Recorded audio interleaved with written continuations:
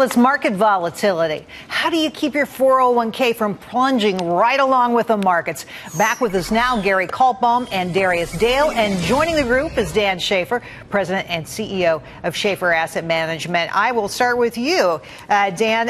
Is this what we're going to expect for all of September here, that the markets will just continue to sell off? Yes, based on the close on August 31st, technically, and with the cycle low, we're looking for the cycle low now to occur in September, and maybe a little bounce up toward October 1st. From then, I can't tell you, but I think there's a lot more room to go. And I called it last week. I'm looking for 13,000 on the Dow. It looks like it's just going to continue, and today's close is just not so good. It didn't close on the low, which is what I thought. Darius, I mentioned at the top of the show that we have record numbers of FIDO customers, Fidelity investment customers, and these are people buying mutual funds by and large, calling in, trying to get answers on what's going on with their 401ks, their savings.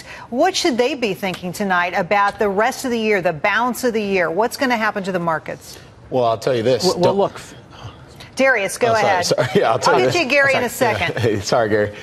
Don't call the guy who plugs you into stocks at the top for help when your portfolio is going down. That's step one. Step two is analyze your expectations for forward growth, inflation, policy, and make a decision whether or not you should buy the equity market.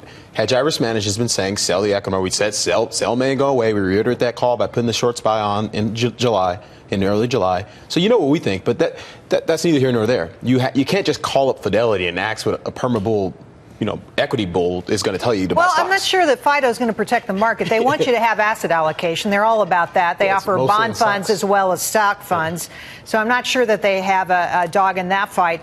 But, Gerri, I want to share with you a fact that I found today that I found fascinating. So in the 11 times that the S&P 500 fell by more than 5% in August, it declined in 80% of the subsequent September markets. So that just doesn't bode well for us, does it? I mean, the chances are that we're going to have another negative September. September, typically a very bad month for stocks. And I know you've been pretty negative through the hour. Is there any shining beacon? Is there any ray of hope out there for stocks for the balance of the year, and particularly September? Well, I think there is one thing that can possibly help in the near term, is that if Janet Yellen decides to go QE4 and starts printing money again. There has been a direct correlation. It's serious. There's been a direct correlation throughout the last few years. When they start or even announce the printing of money, markets lift off and they get going. I'm just worried that we're to the point where markets don't care too much about what they have to say because we're 6 years long. Just remember, we've been going for 6 years without a bear, 3 years without even a correction. Right. We were way overdue.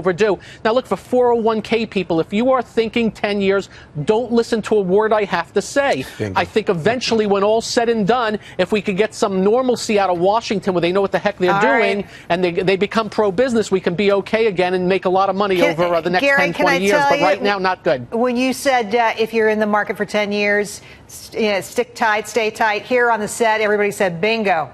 They like that. Gerri, Darius, and Dan, thanks for coming on the show tonight. Great comments, great insights. We appreciate your time. Good stuff. What a good crew.